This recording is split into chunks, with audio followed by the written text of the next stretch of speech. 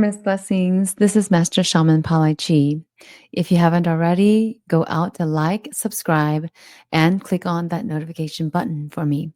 It is absolutely free, and I would appreciate you for doing so. Today on this podcast, this is the Universe, Enlightened Shamanism, and Our World podcast. So if you are into healing, you're just wondering about what's going on in the world in regards to being more conscious, being more spiritual, connecting to yourself or your soul, and listening within the intuition, anything in regards to the universe, enlightened shamanism, and our world, then you are in the right spot. We are going to be talking today in regards to what and who is the shadow people.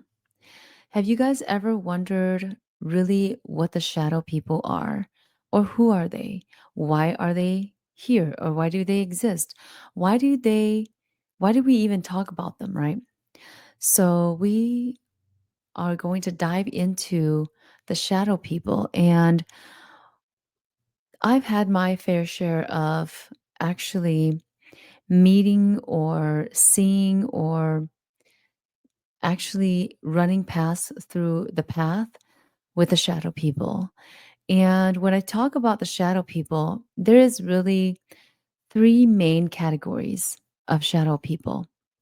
Now, you can argue all you want about who they are, what they are. You know, everybody has their own rendition, their own perspective and aspect on the shadow people. But when it comes to my perspective here, in the shamanic or the enlightened perspective, the shadow people are really people. Well, are they really people?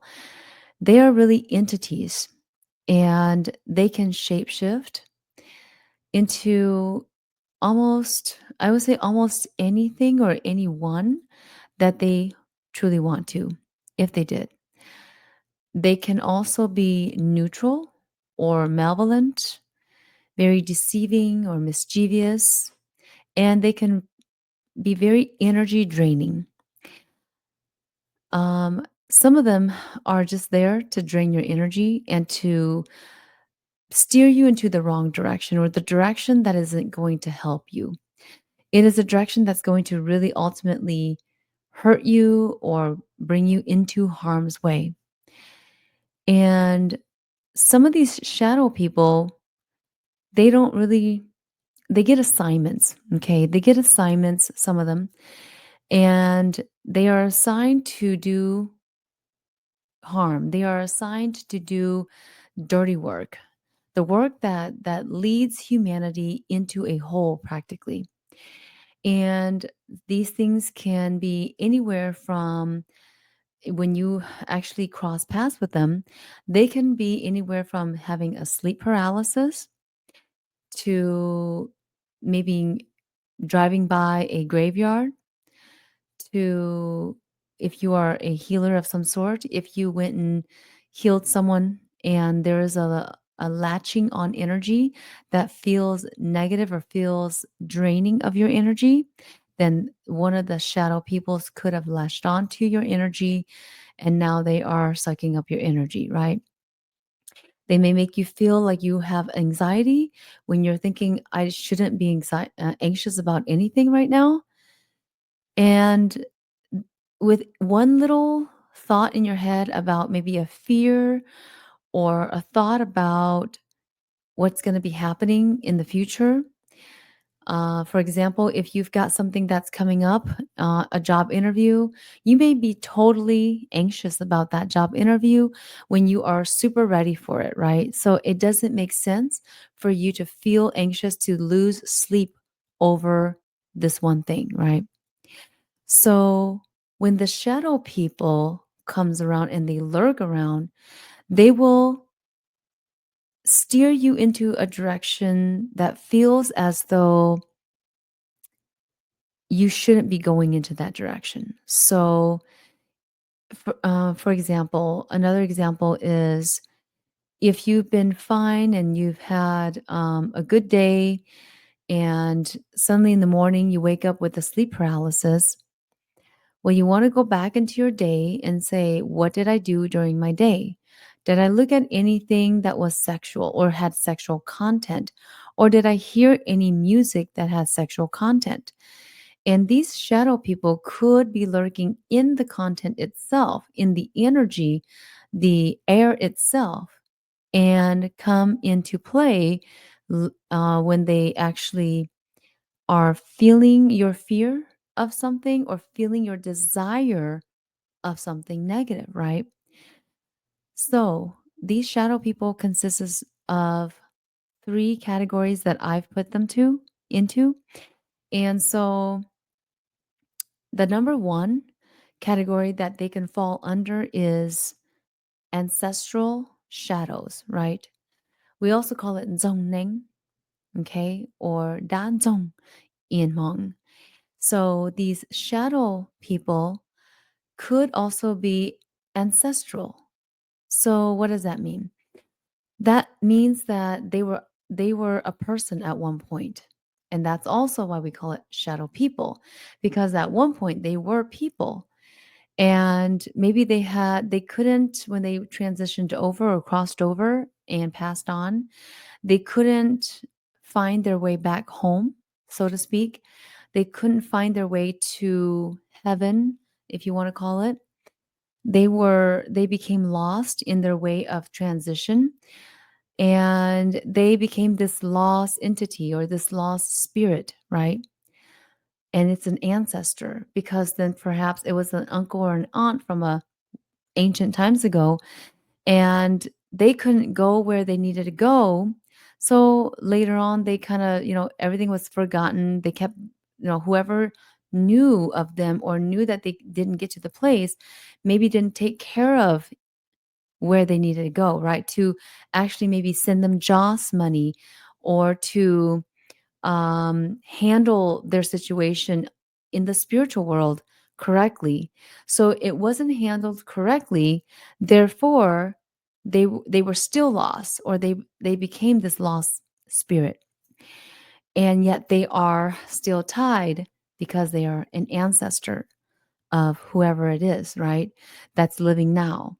So this lost ancestor, this lost spirit, that's an ancestor who crossed over, who passed on from ancient years ago, is going to then come out or come about to lurk when you have spirit guides. And when you have spirit guides, they will come around to lurk because now you have spirit guides and you're open. Your energy is open to receiving and connecting with spirit. Therefore, they are going to come through or try to come through to connect with you so that you can also help them and maybe pan it out and maybe get whatever the situation was back then situated, right? To get it cleared up. So these ancestral spirits that now became shadow people, because they, for years and years and years down the line, they couldn't get to their place. They couldn't get attention from maybe their own loins, right? Their own generations after them, and no one knew how to handle the situation. So therefore, they became this lost soul, this lost spirit. In the meantime, as they become this lost spirit, and yet they are also an ancestor of some of you, then they sort of lost their way as well. They lost their way of being an ancestor. They lost their way of really knowing the rights from the wrongs, the good from the bad. Some of them become very neutral, but then most of them become very angry. So they do have some kind of anger that is attached to them, this energy of anger or fear, even. And whenever there's anger from you or there's fear from you, they will try to come through because they are just that type of energy now. And because they've transitioned on into being this type of energy through the habits, through time, their energy has lowered way down from when they crossed over. And when they crossed over, it lowered all the way down. So therefore, they became this very dark energy, and this energy of darkness kind of hovered over them, became and embodied in this spirit. Okay, embodied in the spirit, in the energy. So this energy meshed with their energy when they crossed over, and so they became as one, you can say. And for some of them, it's more percentage than the other of negativity that had meshed with them, of this dark energy, right? So they ultimately, the good part of them ultimately is looking to escape the negative part of them, so to speak. Whatever that came and meshed with them over time, and whether they cross paths with also another negative entity, because in the spirit world, it's just like here. People cross paths with each other, and you connect with one another, you speak to one another, you communicate, you're asking one another where they're going, what they're doing on a daily basis. And you may take a plane and go somewhere and meet someone, come back, and then maybe have their energy latch onto you. And you may have memories of this talking with this one person. Well, it's just the same with a spirit, especially a lost one, because they never really fully transitioned to where they need to go, especially this main spirit, or this main part of the soul that had crossed over. Okay. Other parts of the soul maybe had dispersed into different areas or different dimensions and already moved on. But there's this one main piece of that soul in that lifetime that could not move on. So, because they were either one, maybe the funeral wasn't done properly. They didn't have a proper funeral. They didn't have a proper go away party, right?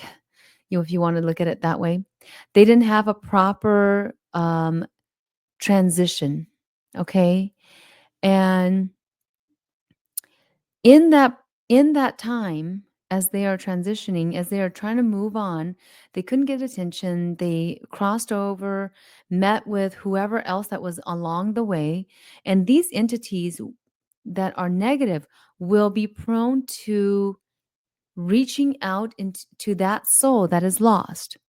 Because that soul's lost, it's going to reach out just like here in the real world. If you were walking on the street and you were lost, you are abandoning your home, maybe you are an orphan that don't have parents. You're just like that lost soul, okay, out here in the physical waking life. And as you go in, as that lost soul moves on, tries to move on into whatever dimension it got stuck in, it met with whatever entities that could have been obviously negative or positive or neutral. And if it met with a negative entity, then that entity is going to obviously take it in. So take that lost soul, lost spirit in, and train it to be also similar to the negative entity, depending on who has more prominent energy over who, right? So as that lost spirit gets taken over, then they will be prone to doing the work of the negative entity, whether it's they were angry and then they got attracted to the angry entity, the entity that makes them drain energies of those that are happy and make them more angry. Or if it's an entity that is more neutral, maybe they will become this lost ancestral spirit, will then become more neutral as well over time. And it doesn't happen right away for most, it happens over a period of time. And as this happens, the lost ancestral spirit is going to still try to find their way, right, to doing the work of whatever entity has now taken them in, because they have no other place to go. So they learned from the negative entity or the neutral entity, or perhaps very few of them, the good entity, right? The benevolent one. And they will do what that entity is teaching them, or is how can I say, is training them to do, and giving them some kind of duty, some kind of work to do, because now they're just like this lost spirit that has nowhere else to go. Now, there's some of them that will not be willing to do any of the other work, whether it's good, bad, or ugly, right? And they're just kind of lost and just hanging out somewhere. They like ran off, and they are now in hiding from the other entities as well. So there's some smart spirits of the ancestors, uh, that's going to be in hiding or wandering. We call it the wandering spirits because they're hiding here in the earth realm, right? And when they hide here in the realm, they are kind of, we just look at them as entities that are lost. They're wandering spirits. They can be hiding out in our homes, our kitchen, you know, the lighting fixtures, whatever it may be. They could be hiding there, and they're not really harmful, but they're also not doing good, and they may scare people, right? So these are the wondrous, um, lost spirits. And of course, they are ancestral. So um, that's one of the classes that I classified them into. And so in this class, there may also be these. So there's these long lost spirits of the soul, and they can try to come in as I'm talking about that, on the shamanic side or the spiritual side. If you're trying to become a healer, you're gonna end up experiencing this because these negative lost spirits, which is also ancestral to you, will somewhat come through as a spirit guide when the spirit guides actually do come through as well. And once you open that gate up, they will also come through. And so when they come through, they're going to come through just like your spirit guides.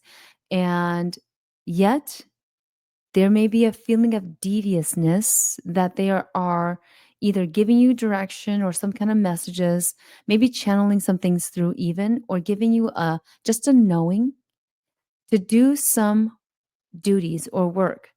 And those duties and the work that they are giving you may not make sense. And it may not be all benevolent.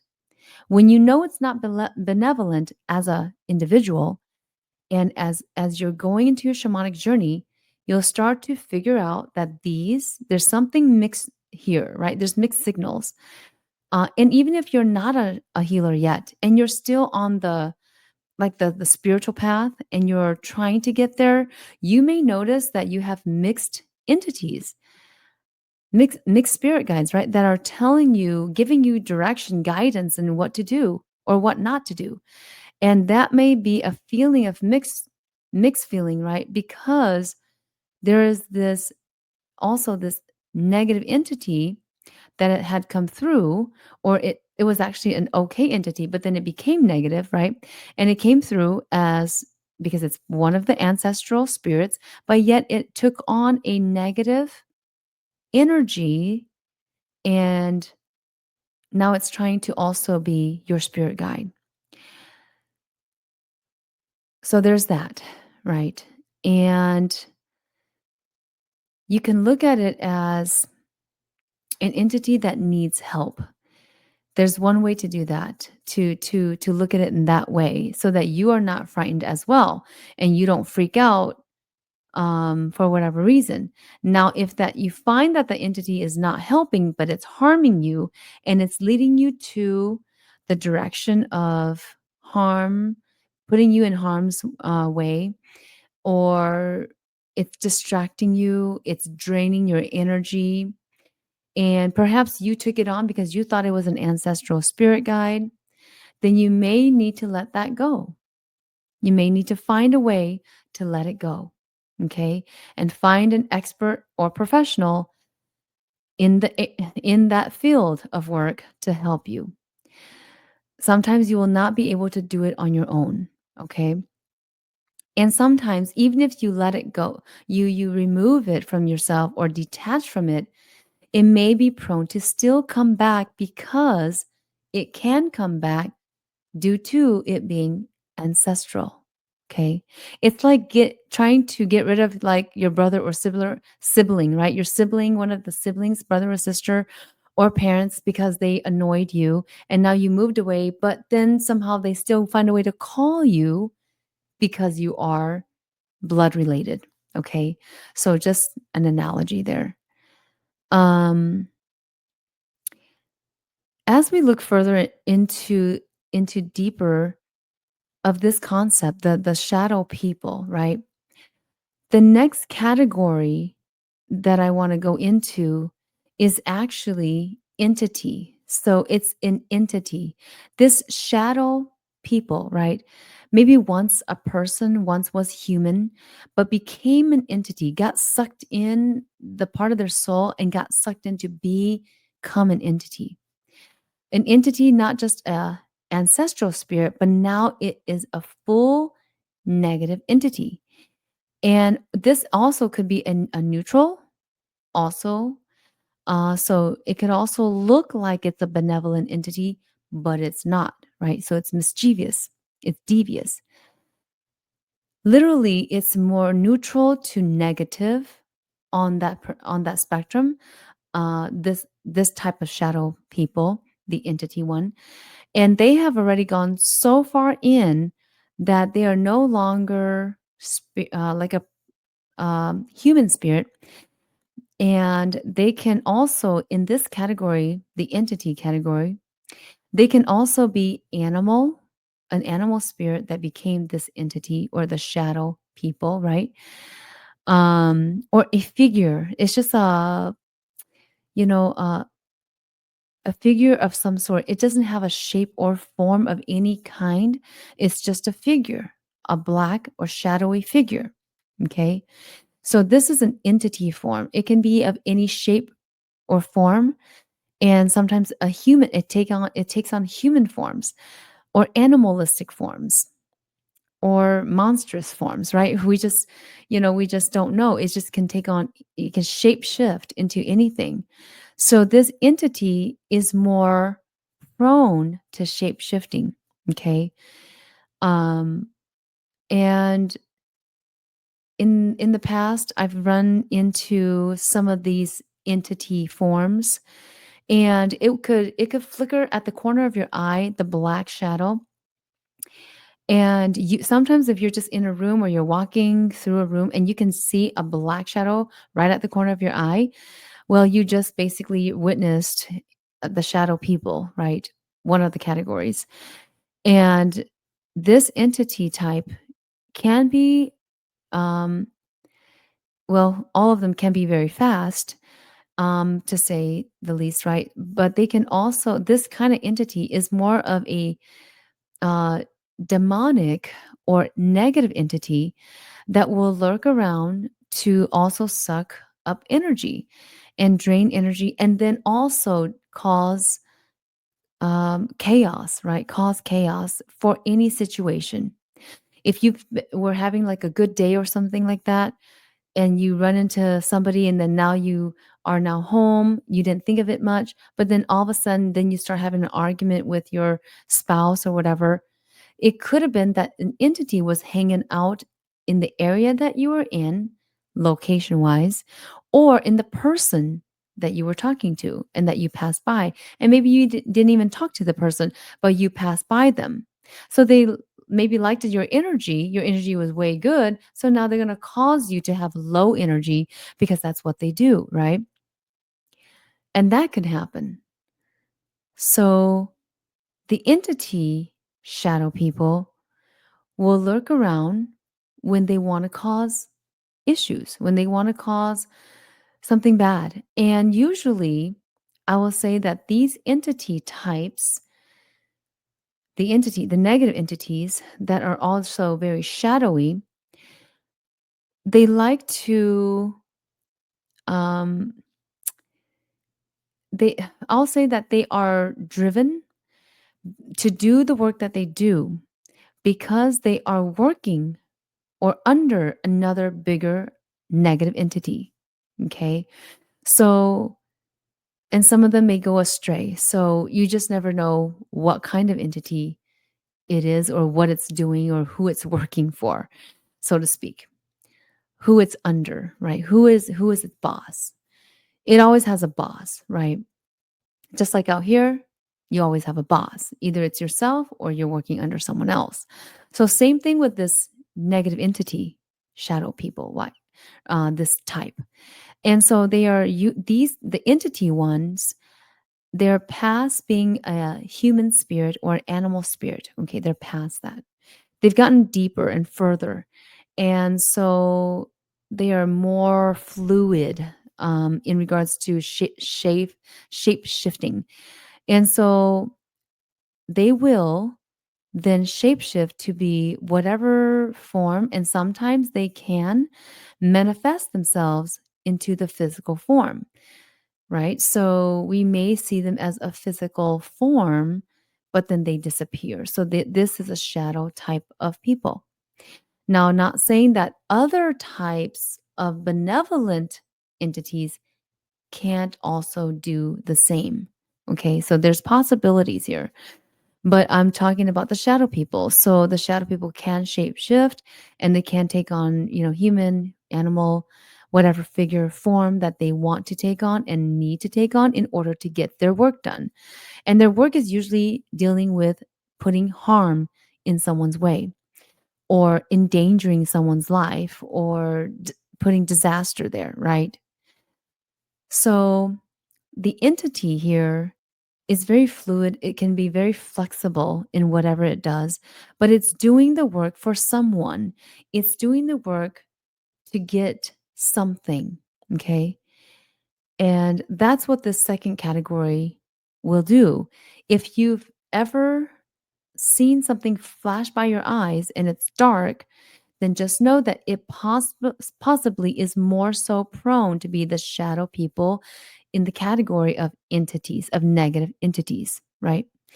And if you did see that, then you may need to ask for professional or expert help on this subject to remove, to clear out, or whatever it is.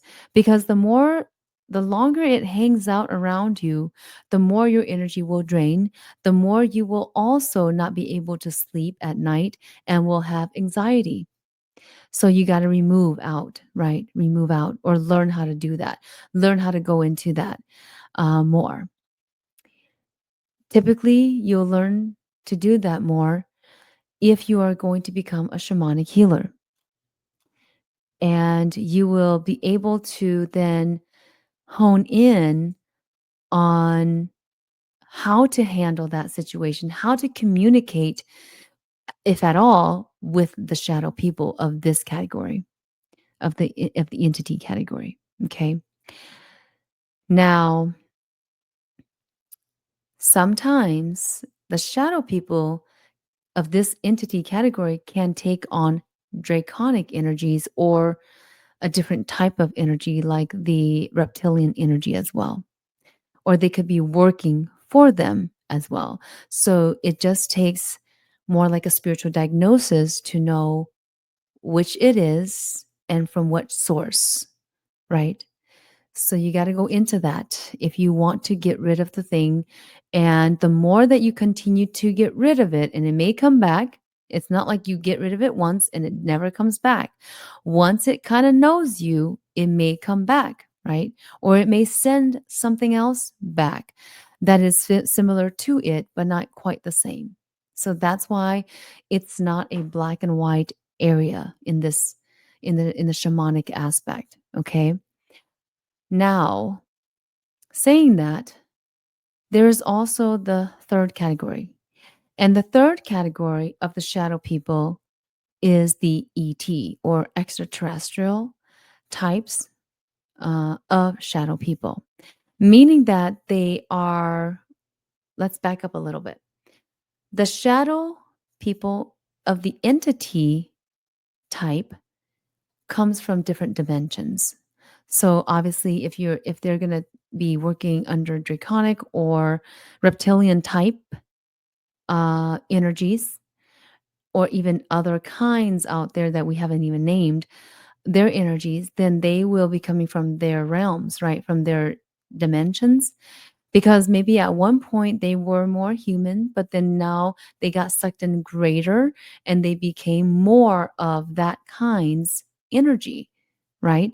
So now they got the job, right? So, in saying that, moving forward into what I just talked about, the shadow people, the third category is the ETs. So they are actually from a different planet. Now, we can say they're from a different dimension, but dimensions are a little bit different from planets or an actual physical place. So ETs is the third category, and these kinds come from out of this world, out of not from Earth, and they may physically have come here and then shapeshifted. Okay. And they can be a shadow, or they can be someone, mimic something else and shapeshift themselves so that they can also get what they ultimately are here to do, and what they desire, right? What they're trying to get, the ultimate goal for them. So this is also the third category. So this third category has to do with ETs out of this world. They can be of a different race, but shapeshift to what they, and not all can shapeshift, even if they're out of this world, even if they're not from Earth. But there are some that are the shadow kind, right? The dark kind, not benevolent. So dark kind, malevolent, mischievous, devious, whatever you want to call it, but the negative kind that can and are able to shapeshift and become whatever they are capable of becoming. And you may have also met this kind as well, and maybe you have met them in a form where they did not shapeshift and they are themselves. So you can meet them that way as well. In my experience, I have actually seen um, in spirituality, okay, through the spiritual eye or lens, I've seen and felt, okay, in my mind's eye, cross the path of a reptilian at my kitchen window. So, uh, this was a couple years back when I was going in through to my shamanic journey, and I think is about 3 years in, and I was doing the dishes, and then all of a sudden I felt an energy. And I'm very sensitive to energy. So I felt this energy staring at me at the window, though I didn't open my window to see. And it was nighttime. It was getting to that dark and nighttime. And then after a while, I opened the window just to make sure if it was really there. I opened the window. I didn't really see it cl- um, clearly, but I saw a shape. Okay, a shape in the window, through the window, on the outside, on my deck, and it was already dark by this point when I opened my curtains. So I got done with the dishes, opened the curtains, and I was like, I keep feeling this feeling, so let me take a look. And when I opened the curtains, I looked and I saw the shape of a reptilian. Now, I didn't see the reptilian, but in my mind's eye, I saw its red eyes. Okay, red eyes. This was the red eye kind, and I felt its just going from the feelings and the senses and what I saw. I felt its skin was very rugged, right? Rugged, like super rugged.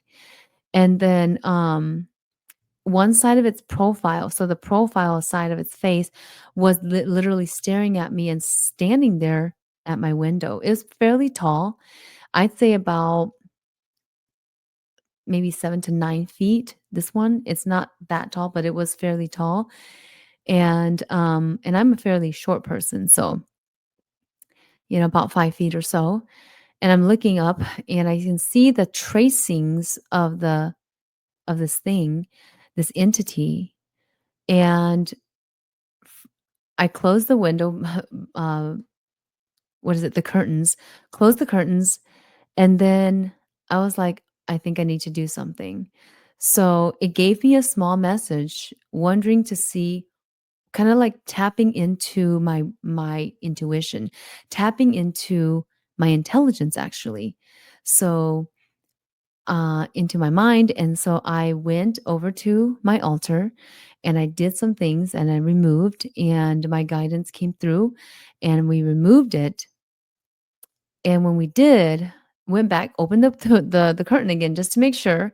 And I did not see the tracings there anymore. And the energy felt way different. Okay. So felt way clear. That was one of my very first encounters with a reptilian, like that close.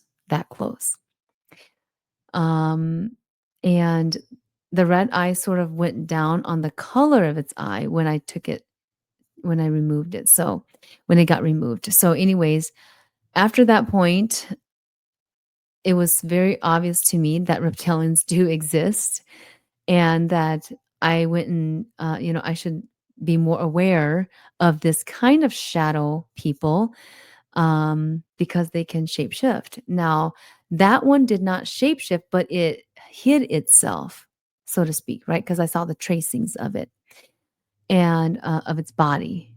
So it's just there to interrogate your mind on the spiritual level to see what you have. It's trying to see what kind of gifts and abilities you have for some of you, that if you have encountered one, right? Or it's trying to see what is happening in your brain, like what are you made of, right? It's trying to see and inspect you, your mind in general. Um so that was a very interesting encounter that I had. So I just wanted to tell you guys that story because it was very shocking to me. And I just stood there for a moment, feeling it's the feeling of the energy that was basically coming over me as I was doing the dishes that night. So shadow people could be of entities like the reptilians, and they can steer the second category, which is the entity category, to doing their work. Okay. And these are ETs steering negative entities that are intangible to do whatever work that they want them to do. So it goes into very deep um, concepts. So, anyways, this is the third kind, and not just reptilians, but even on the entity side, I've experienced sitting at my desk and doing homework, whatever, when I was a teenager, and I would feel like the hair just stands up on my skin and my head as well. And I can feel that something is moving in the back, right? And I can also hear the creaks of the door, like my bedroom door, either opening or closing.